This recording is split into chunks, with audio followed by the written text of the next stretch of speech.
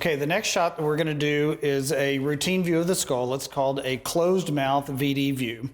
So when we do the VD views, one thing that's really helpful if you don't have in your clinic that I would advise you look into getting is these kind of cushiony V troughs. And even when dogs are awake, it makes it much more comfortable for the dogs than just lying on a hard table, especially if the dog is skinny and really bony. So I highly recommend these V troughs. They make them in two sizes. This is a bigger size. They have a smaller size too that you can use for small dogs and even cats.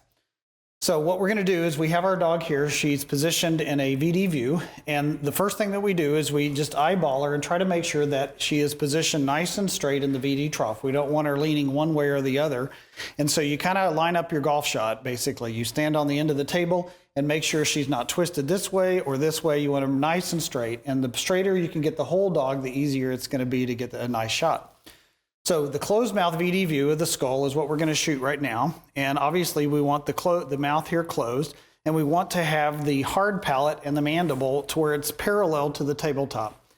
And so what we're going to do is we got to make sure that it stays in that position. And again, positioning is really critical, and it's nice to compare the right and left sides. And if they're positioned nice and straight, then that makes it very easy to do.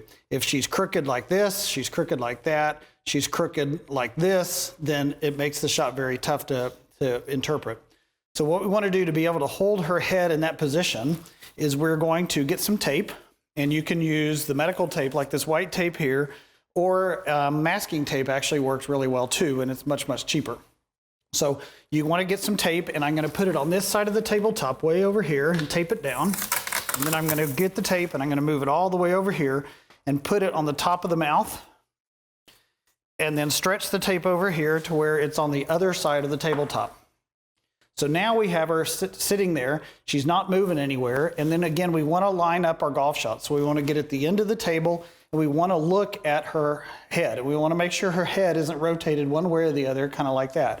One thing I do is I kind of grab the ears, and I can use the ears for handles, and you can rotate the head a little bit using the ears and make sure she's nice and straight. Then we want to turn our collimator light on, and we're going to move the tabletop to where it's right in the middle of the head. We're getting all the way to the tip of the nose. And again, she's pretty straight. One thing that is very helpful that I find is if you get under here and you get at the head of the table, you can look at the eyeballs, and they should be the same distance from the height of the head of the table.